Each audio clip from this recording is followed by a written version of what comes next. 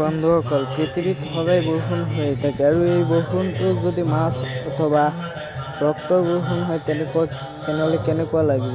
আৰু এই বৰষুণটোত যদি বৰষুণৰ লগত পানী আহে মকৰা, তেনেহ'লে কেনেকুৱা লাগিব? আজিৰ এপিছ'ডত আমালোকে কথা পাতিম এনেকৈ কিছুমান আলৌকিক বিষয়। তেনেহ'লে স্বাগতম জনাইছোঁ আমালোকৰ টেকনিকেল ইউটিউব চেনেলত। আমি সদায় জানো বৰষুণ পৰিলে বৰষুণৰ লগত পানী পৰে, আৰু এই পানীটো যদি ৰঙা ৰক্তৰ নিচিনা হয় তেনেহ'লে কেনেকুৱা লাগিব?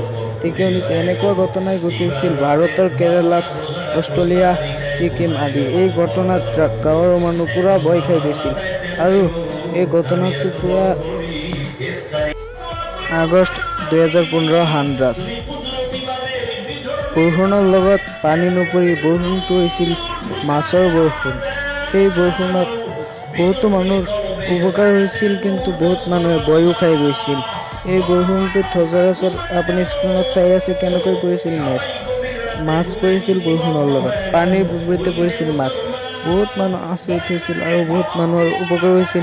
মাছ বেপাৰীসকলৰ কি হৈছিল জানেইতো, আপোনালোকে গম পাইছে চাগে। মাছ বেপাৰীৰ পইচা কম হৈছিল। মাছ বেপাৰীয়ে মাছ বিক্ৰী কৰা বন্ধ কৰি দিছিল এই বৰষুণটোৱে। এই বৰষুণটো ভাৰতত হৈছিল বুলি জনা যায়, কিন্তু ভালদৰে নাজানো। অষ্ট্ৰেলিয়াত কিন্তু চিঞৰ বৰষুণটো হৈছিলেই।